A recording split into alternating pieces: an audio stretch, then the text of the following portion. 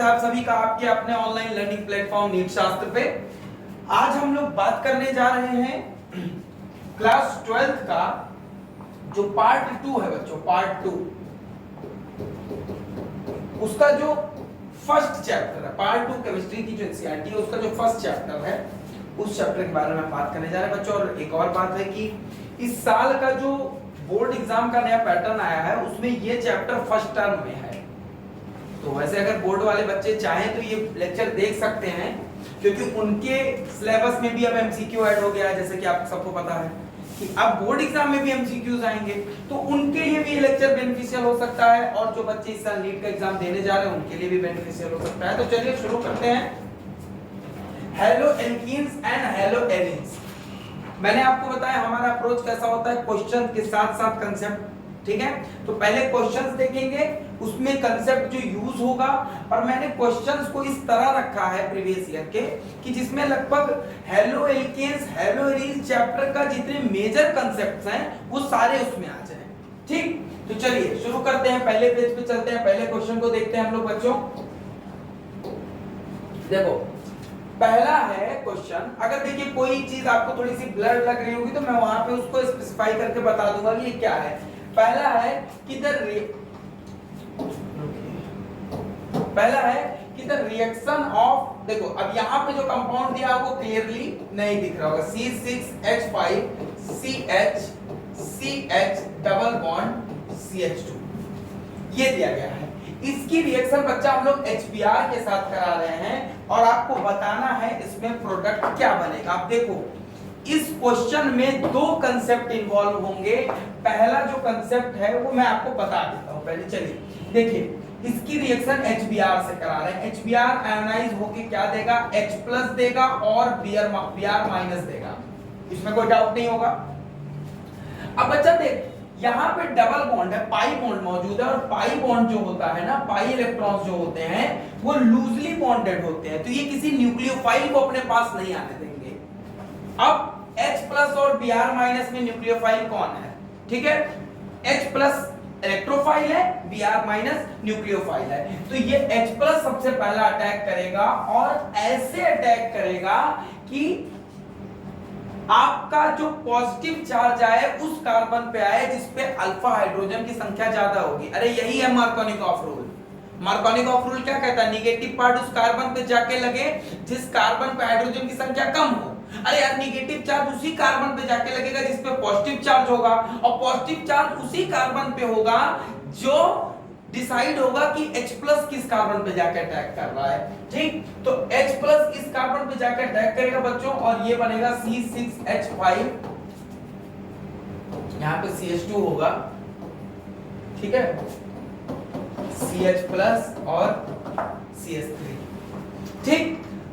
अब देखो अब आ गया इसमें पॉजिटिव चार्ज, तो पहला जो कंसेप्ट यहां पे अप्लाई हुआ है वो हुआ है बच्चों EAR। EAR का फुल फॉर्म होता है इलेक्ट्रोफिलिक एडिशन रिएक्शन। तो फर्स्ट कॉन्सेप्ट जो यहां पे इस्तेमाल हुआ है वो इलेक्ट्रोफिलिक। अब देखो इस पे पॉजिटिव चार्ज आ गया, यहां पे क्या होगा बच्चों, यहां एक दूसरी प्रोसेस होगी जिसको बोलते हैं रीअरेंजमेंट।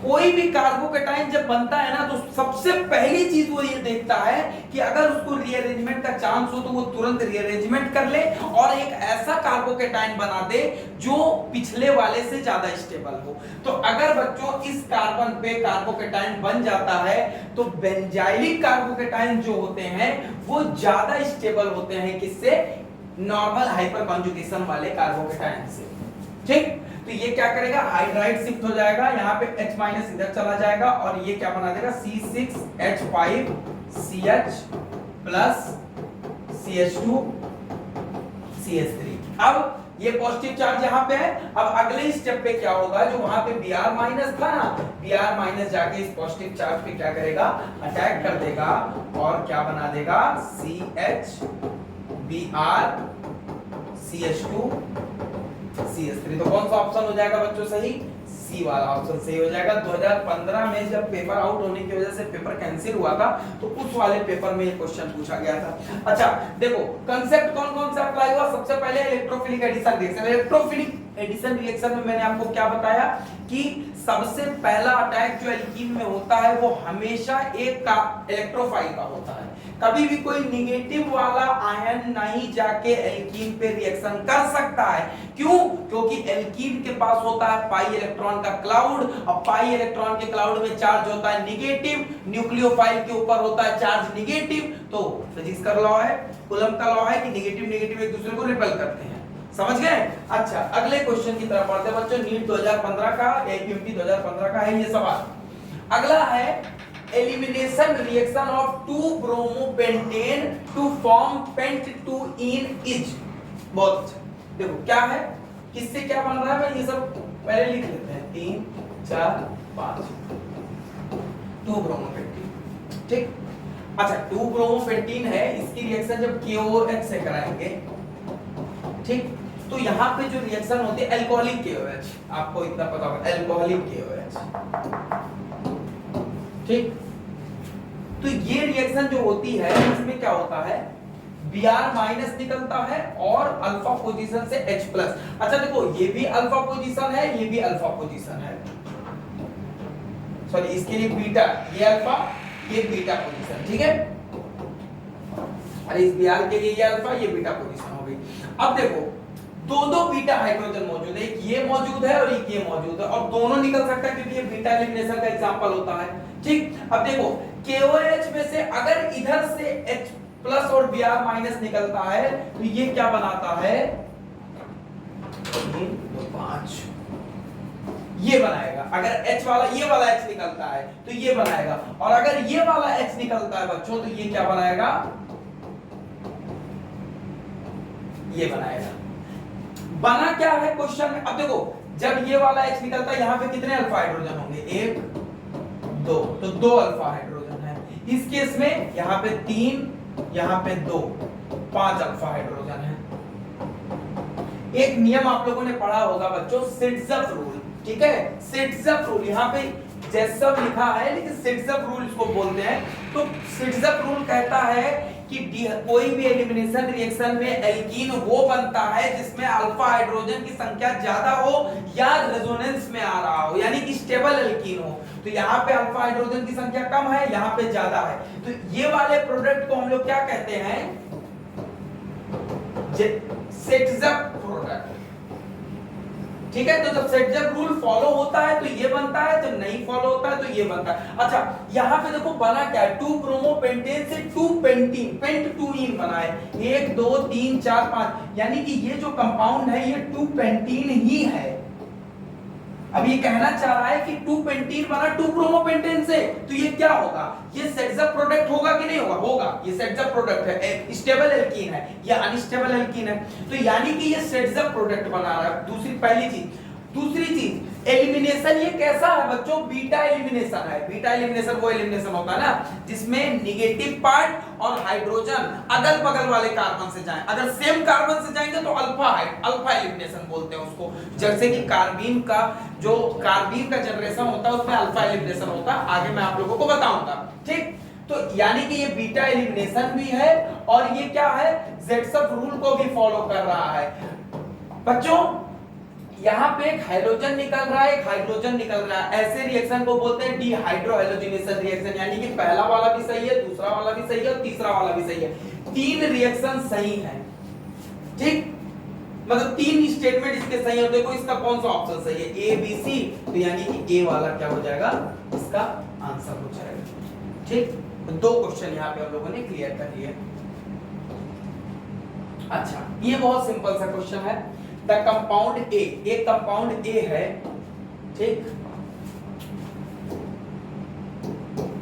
एक कंपाउंड ए है, इसको जब सोडियम से ट्रीट कर रहे हैं हम लोग, ठीक है, तो बी बना रहा है, हाँ, और ए को जब PCl5 से ट्रीट कर रहे हैं तो सी बना रहा है, और बी और सी एक साथ रिएक्ट करके क्या बना रहे हैं, ईथर बना रहे हैं, ठीक। ठीक है। बी और सी एक साथ रिएक्ट करके क्या बना रहे हैं, ईथर बनाना। अब तुमको बताना है कि ए और बी और सी क्या होता है। अच्छा तुम देखो यहाँ पे ऑप्शन से इस क्वेश्चन को आप कर सकते हो। देखो क्या होता है, अगर ईथर बनाना है तो ईथर बनाने के लिए आपको एक एल्कोक्साइड लगता है और एल्कोक्साइड लगता है, और क्या लगता है बच्चों, साथ में आपको लगता है एक हेलोएल्केन। हेलोएल्केन से भी बन सकता है, ठीक है, हेलोएल्केन।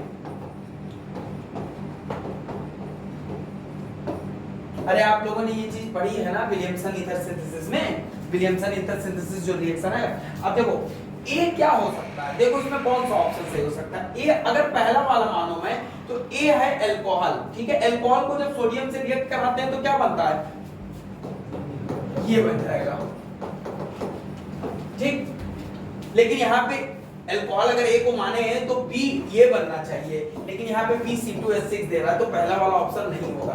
दूसरे वाले केस में अगर ए को ये माने और इसकी रिएक्शन सोडियम से करा रहे हैं तो ये बनना चाहिए, पर यहाँ पे C2H5Cl बन रहा है, यानी कि ये भी नहीं होगा। पहली चीज ये देखो बच्चों, C2H5Cl जो होता है वो सोडियम के साथ रिएक्ट ही नहीं करेगा इस तरह, ठीक है। सोडियम के साथ रिएक्ट करके बी नहीं बनाएगा, और बी और सी रिएक्ट करके ईथर नहीं बनाएंगे तो सी वाला भी नहीं होगा। अब डी वाला एक ही बचा, अल्कोहल है, अल्कोहल की रिएक्शन सोडियम से कराए तो क्या बना, सोडियम इथोक्साइड। और सोडियम इथोक्साइड की रिएक्शन जब आपने किससे, जब ए की रिएक्शन आपने PCl5 से कराई, यानी कि ये जो अल्कोहल है इसकी रिएक्शन आप PCl5 से जब कराओगे तो ये क्या बना देगा, C2H5Cl, यानी कि ये क्या है, C है। B क्या है बच्चों, ये B है। जब अल्कोहल की रिएक्शन सोडियम से कराओगे तो सोडियम इथोक्साइड बन जाएगा।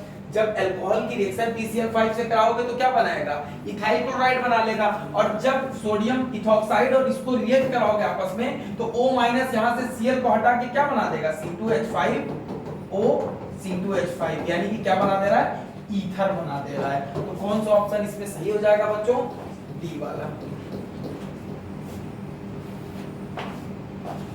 ठीक। कौन सा आंसर सही होगा इसमें, डी वाला आंसर सही होगा। आगे देखते हैं।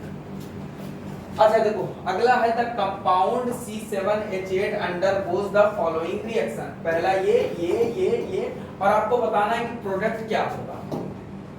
देखो C7H8 पे बच्चों कौन सा प्रोडक्ट पॉसिबल है, देख लो कौन सा, मतलब ऐसा ऑर्गेनिक कंपाउंड है वो पॉसिबल है। बेंजीन का होता है C6H6, अगर एक हाइड्रोजन निकाल दोगे तो C6H5 और एक CH3 लगा दो। अब देखो 7 कार्बन है, ठीक है, और 5 3 8 हाइड्रोजन है, यानी कि ये C7H8 क्या है बच्चों, टोलुइन है, ठीक है। अब जब इसकी रिएक्शन हम लोग 3Cl2 के साथ कराते हैं बच्चों, हीट करके, हीट के प्रेजेंस में जब ये रिएक्शन कराते हैं और 3 मोल क्लोरीन गैस लेते हैं तो हीट साइन होता है फ्री रेडिकल सब्स्टिट्यूशन रिएक्शन का।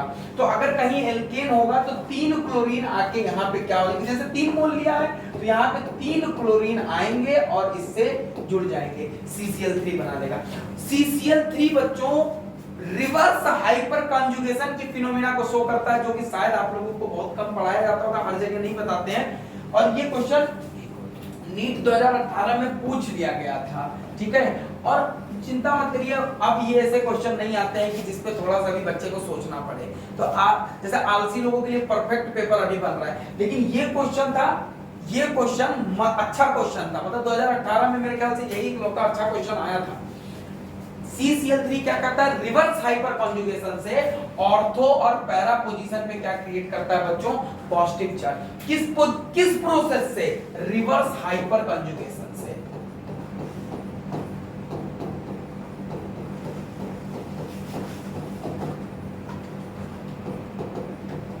रिवर्स हाइपर कॉन्जुगेशन से क्या क्रिएट करता है, पॉजिटिव। अगले स्टेप पे इसकी रिएक्शन हमने किससे कराई है, Br2 और Fe।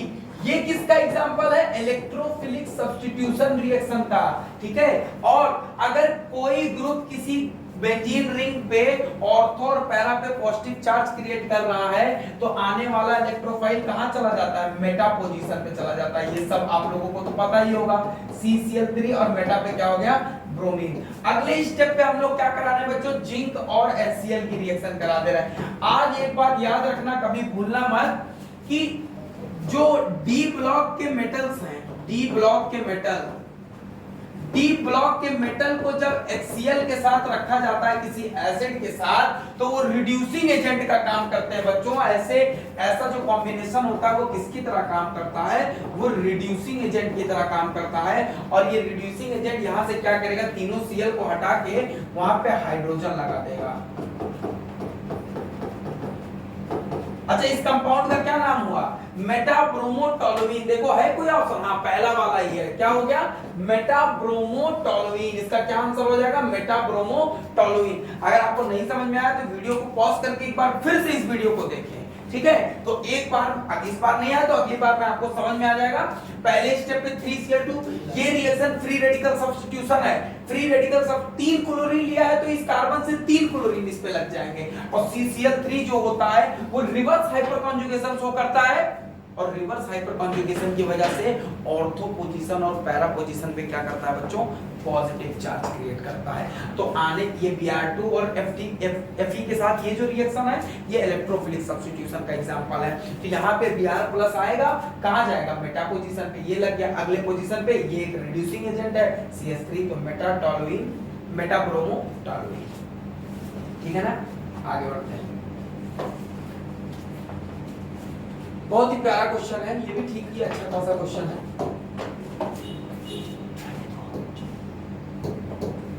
अच्छा क्वेश्चन है। चलो किया जाए। देखो यहाँ पे क्या है, ये एक एल्काइल ब्रोमाइड है, ये एक NaCN क्या देता है, टूटेगा ये देगा Na+ और Cn-. एक क्या होता है, न्यूक्लियोफाइल। बहुत ही इत्मीनान से सुनना। अब ये Cn, अब देखो क्या हो रहा है, यहाँ पे Cn लग जाए, यानी कि Cn- यहाँ पे आ रहा है और यहाँ से Br- को बाहर खदेड़ दे रहा है, और क्या बना दे रहा है, कार्बोनाइट्राइड, ठीक। अब एक बात बताना, यहाँ पे एक निगेटिव पार्ट आके दूसरे निगेटिव पार्ट को निकाल रहा है कि नहीं, बताओ। Cn- क्या है, न्यूक्लियोफाइल, और निकाल किसको रहा है, Br- को। यानी कि ये रिएक्शन किसकी एग्जांपल है, न्यूक्लियोफिलिक सब्स्टिट्यूशन रिएक्शन की एग्जांपल है। अब न्यूक्लियोफिलिक सब्स्टिट्यूशन रिएक्शन दो तरीके की होती है, एक होता है SN1, वैसे तो 3 होती है लेकिन एल्काइल हैलाइड में 2 तरीके की पढ़ते हो, SN1 और SN2। अब तुमको पता है SN1 जो होता है वो टर्सरी देता है, सेकेंडरी देता है और प्राइमरी, ये ऑर्डर होता है। और SN2 जो होता है वो प्राइमरी देता है, सेकेंडरी देता है, टर्सरी। ये कैसा एल्काइल हैलाइड था, बोलो बोलो, ये था primary alkyl halide. Primary alkyl halide कौन सी रिएक्शन देता है, SN2। और SN2 के लिए कैसा सॉल्वेंट इस्तेमाल करते हो, पोलर ए प्रोटीन। इसमें से देख लो, ethanol polar protein, methanol polar protein, water polar protein, N dimethyl formamide. बहुत बढ़िया। आपके गुरुजी लोग जब आपको पोलर ए प्रोटीन सॉल्वेंट के बारे में पढ़ाते होंगे तो DMF और DMSO इन दो का एग्जांपल खूब लेते हैं, खूब ज्यादा। तो DMF जो होता है वो पोलर ए प्रोटीन सॉल्वेंट होता है, और ये रिएक्शन SN2 है, तो इसका सही आंसर क्या हो जाएगा, DMF, ठीक है। आगे बढ़ते हैं। अच्छा देखो, in an SN1 reaction chiral centre there is. अच्छा देखो SN1 में क्या होता है, SN1 में बनता है कार्बोकैटायन, ठीक है। जैसे देखो होता क्या है, जैसे मान लो ये लीविंग ग्रुप था, ठीक है, तो बोला जाता है कि इसमें होता क्या है, पहले स्टेप पे कार्बोकैटायन बन जाता है, ठीक है, कार्बोकैटायन बन जाता है, तो दोनों पोजीशन फ्री हो जाती है। अगर जिस साइड से लीविंग ग्रुप निकला है, न्यूक्लियोफाइल अगर उसी तरफ से आ गया तो यहाँ पे होता है रिटेंशन ऑफ कॉन्फ़िगरेशन, और अगर न्यूक्लियोफाइल दूसरी उल्टा आ जाता है तो वहां पे होता है इन्वर्जन ऑफ कॉन्फ़िगरेशन। तो माना जाता है कि इसमें जब कार्बोकैटायन बन जाता है तो दोनों चीजें बराबर हो सकती हैं, लेकिन ऐसा होता नहीं है, क्योंकि बच्चों जब लीविंग ग्रुप निकलता है ना तो थोड़े समय के लिए यहाँ पे ही खड़ा रहता है और इनके बीच में एक इंटीमेट आयन पेयर का फॉर्मेशन होता है। इंटीमेट, अरे ये समझो कि अलग हुए, दोनों जुदा हुए, लेकिन थोड़ी देर के लिए कहते हैं मत जाओ मत जाओ, क्योंकि दोनों के ऊपर अपोजिट चार्ज होता है, थोड़ी देर के लिए वहां पे खड़े रहते हैं। तो वहां पे इंटीमेट आयन पेयर का फॉर्मेशन होता है, जिसकी वजह से जो रिटेंशन था वो उतना नहीं हो पाता है जितना इन्वर्जन, क्योंकि इधर से तो पूरा खाली है। तो inversion is more than retention leading to partial racemisation. Complete racemisation तब होता ना बच्चों कि जितना 50% रिटेंशन होता और 50% इन्वर्जन होता, लेकिन रिटेंशन नहीं हो पाता है। क्यों? क्योंकि वहां लिविंग ग्रुप थोड़े समय के लिए खड़ा रहता है और देखता है जिससे जुदा हुआ है, उसकी वजह से थोड़ा सा इंटीमेट आयन पेयर का फॉर्मेशन होता है, जिसकी वजह से नहीं ये उतना रिटेंशन कर पाता है जितना यहाँ पे क्या होता है, इन्वर्जन हो जाता है। ठीक है, और इसका रीजन क्या है? Due to intimate ion pair. 2015 में पूछा गया था, हाँ 2015 में ये क्वेश्चन पूछा गया था, नीट 2015 में, और काफी इंपॉर्टेंट था। इससे पहले सब लोग को ये लगता था, अब देखो इससे पहले के जो टीचर्स होते थे, इससे पहले वो क्या लिखवाते थे? वो लिखवा देते थे कि वो ये लिखवाते थे कि यहाँ पे 100% रेशमाइजेशन होता है, लेकिन ऐसा नहीं होता बच्चों। 100% रेशमाइजेशन नहीं हो पाता है। उस साल क्वेश्चन पूछ लिया और उसमें कई लोगों का गलत हो गया, ठीक है, तो उसके बाद से टीचर्स ने क्या किया, अपना नोट्स में चेंज करवा दिया और लिखा दिया कि due to intimate ion pair complete racemisation is not possible. ठीक, अगला देखो, if there is no rotation of plane polarized light by a compound in a specific solvent thought to be chiral, it may meant that, देखो simple सी बात है, अगर कोई organic compound ऐसा है, अगर कोई ऑर्गेनिक कंपाउंड ऐसा है जिसमें कायरल सेंटर मौजूद है लेकिन फिर भी ऑप्टिकली एक्टिव नहीं है, तो इसमें एक ही रीजन हो सकता है कि उसमें क्या पाया जाए, प्लेन ऑफ सिमेट्री पाया जाए। जैसे कि ये एग्जांपल देखो बच्चों,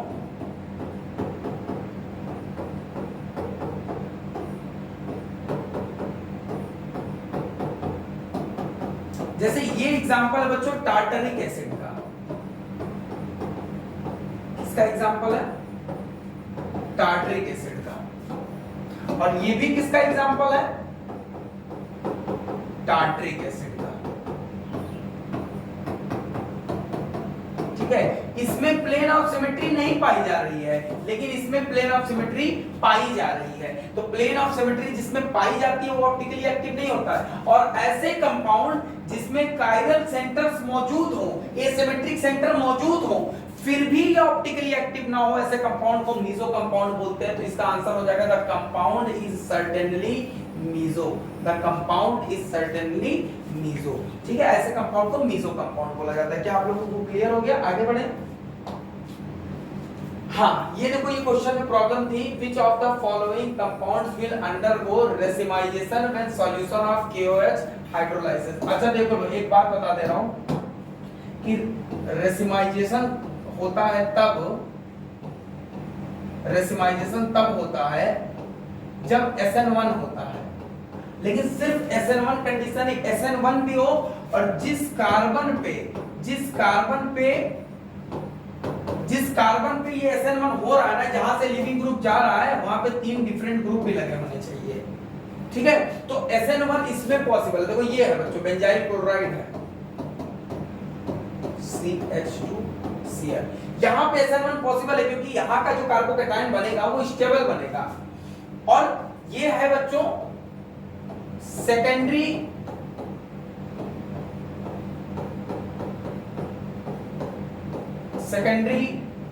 एल्काइल हैलाइड। ठीक है, तो अब ये तो तुम्हारा प्राइमरी है, ठीक है, ये भी तुम्हारा प्राइमरी है, तो प्राइमरी वाले कभी भी SN1 ही नहीं दे पाएंगे। तो तीसरा और दूसरा वाला तो SN1 ही नहीं दे पाएंगे। तो जब SN1 ही नहीं दे पाएंगे तो आगे की बात ही हटाओ। पहला वाला SN1, ये SN1 दे सकता है, ये SN1 दे सकता है, लेकिन ये SN1 नहीं दे पाएगा क्योंकि अगर यहाँ से Cl हट भी जाता है बच्चों, और यहाँ पे Cl अगर यहाँ से हट भी जाता है मान लो, और यहाँ पे पॉजिटिव चार्ज बनता है, तो इस कार्बन पे 2 हाइड्रोजन पाए जा रहे हैं। ठीक है, तो तीनों ग्रुप डिफरेंट होने चाहिए। जिसपे हो रहा है SN1 उस पे ये जो ग्रुप लगे हुए हैं वो डिफरेंट होने चाहिए। तो ग्रुप तो डिफरेंट है ही नहीं ना इस केस में, 2 हाइड्रोजन है, तो ना तो इसमें इन्वर्जन होगा, ना तो क्यों इन्वर्जन और रिटेंशन होगा भाई, ऑप्टिकली एक्टिव ही नहीं होगा। ये वाला हो सकता था ऑप्टिकली एक्टिव, क्योंकि एक तरफ C2H5, एक तरफ CH3, एक तरफ S था, सेकेंडरी था, लेकिन ऐसा कोई ऑप्शन ही नहीं है इसमें जिसमें ओनली 4 दिया हो। तो इसीलिए इस क्वेश्चन को माना गया गलत। ठीक है, तो सिर्फ इसमें आंसर होगा, सिर्फ 4th वाला ऐसा होगा जो रेसिमाइजेशन दे सकता है। ठीक है, फोर्थ वाला वैसे सेकेंडरी है, सेकेंडरी भी इजीली नहीं SN1 देता है, लेकिन हो सकता था ये दे, लेकिन पहला तो बिल्कुल नहीं दे सकता है। तो इसीलिए ये क्वेश्चन डिस्प्यूट में था बच्चों। ठीक, 2014 में पूछा गया था, नीट 2014 में डिस्प्यूटेड क्वेश्चन था, कोई ऐसे ऑप्शन ही नहीं मौजूद थे। ठीक, चलो आगे बढ़ते हैं। अच्छा देखो ये क्वेश्चन है, इन द फॉलोइंग रिएक्शन ये हो रहा। देखो एक बात याद रखना,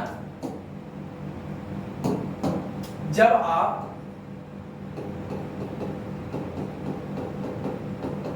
एल्काइल हैलाइड की reaction Mg ether dry ether से कराते हैं, तो वहां पे क्या बनता है, CH3 CH2 MgBr। Mg के ऊपर पॉजिटिव, इसके ऊपर नेगेटिव, पार्शियल पॉजिटिव, खतरनाक रहता है। इसको बोलते हैं Grignard reagent.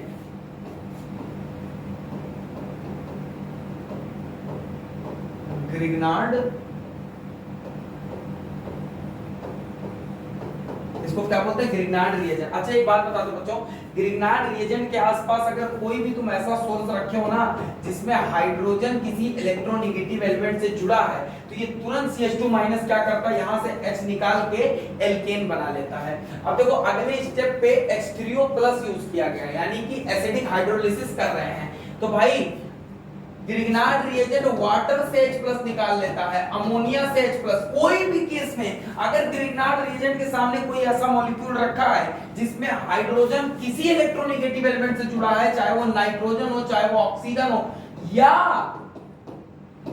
Carbon triple bond carbon से भी अगर जुड़ा हुआ है हाइड्रोजन, तो ग्रिग्नार्ड रिएजेंट H+ को बाहर निकाल लेता है। तो यहाँ पे एसिडिक हाइड्रोलिसिस करा रहे हैं, H3O+, यहाँ तो H+ मौजूद है, क्या करेगा, यहाँ से H+ बाहर निकालेगा और क्या बना देगा, CH3 ठीक है। अच्छा सॉरी यहाँ वो था C6H5, यानी कि इधर बेंजीन मान लो, ये बेंजीन था C6H5, हर जगह C6H5 से इसको चेंज करो C6H5। यहाँ मुझे क्वेश्चन देखने को, यहाँ भी चेंज कर दो C6H5 CH3, बस कौन सा ऑप्शन हो जाएगा, तीसरा वाला ऑप्शन सही हो जाएगा। नीचे की तरफ बनाया था, मुझे लगा कि CH3 लिखा है। ठीक है, तो कोई भी ग्रिग्नार्ड रिएजेंट जो होता है बच्चों, अगर वो किसी भी ऐसे मॉलिक्यूल के प्रेजेंस में जाता है ना जिसके पास ऐसा हाइड्रोजन हो जो किसी इलेक्ट्रोनेगेटिव एलिमेंट से जुड़ा हो, तो ये क्या करता है, तुरंत वहां से उस H+ को बाहर निकालता है और एल्केन बना के बाहर निकल जाता है। ठीक, समझ में आ गया। अगला क्वेश्चन देखते हैं। अच्छा देखो पूछा है which of the following is least reactive in a nucleophilic substitution reaction. यहाँ पे देखो, यहाँ पे डबल बॉन्ड है, यहाँ पे टर्सरी है, यहाँ पे सिंगल है और यहाँ पे डबल बॉन्ड है। ठीक है, लेकिन डबल बॉन्ड नहीं है, एलाइलिक पोजीशन। बच्चों यहाँ पे जो क्लोरीन है ना वो एलाइलिक फिनाइलिक पोजीशन पे जुड़ा हुआ है, और तुम लोग जानते हो यहाँ पे पार्शियल डबल बॉन्ड कैरेक्टर होता है,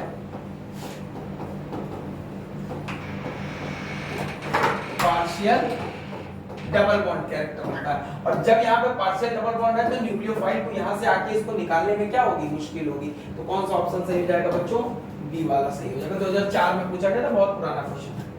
अच्छा देखो, replacement of Cl of chlorobenzene to give phenol required drastic condition, but chlorination of 2,4 dinitrochlorobenzene is readily replaced because. देखो क्या बता रहा है ये, जैसे बेंजीन रिंग जो होती है, बेंजीन रिंग,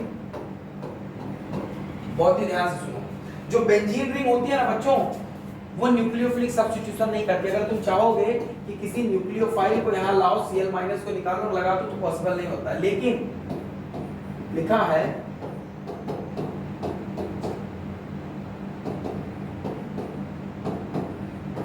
टू 4 डाइनाइट्रोक्लोरीन जो है, ठीक है, ये दे देता है। अगर इसको OH- से लेके आओगे तो यहाँ पे थोड़े से ही एक्सट्रीम कंडीशन में OH Cl- को निकाल देता है। ऐसा क्यों होता है, ऐसा इसलिए होता है, ये NO2 जो होता है ना वो ऑर्थो और पैरा पे पॉजिटिव चार्ज क्रिएट करता है। ये NO2 अपने ऑर्थो पे और पैरा पे पॉजिटिव चार्ज क्रिएट करता है, जिसकी वजह से इस पे पॉजिटिव कैरेक्टर इस कार्बन पे बढ़ जाता है, तो ये OH- को बहुत जल्दी अपने पास बुला लेता है। तो देखो पहला है कि NO2 donates electron at meta position, जी नहीं, NO2 कभी भी इलेक्ट्रॉन डोनेट नहीं करता है। NO2 विथड्रॉज इलेक्ट्रॉन फ्रॉम ऑर्थो, बहुत सही लिखा है। NO2 जो होता है वो अपने ऑर्थो और पैरा पोजीशन से इलेक्ट्रॉन को खींचता है, जो मैंने आपको बताया। तो इसका कौन सा आंसर सही हो जाएगा बच्चों, बी वाला आंसर सही हो जाएगा। समझ में आ गया आप लोगों को।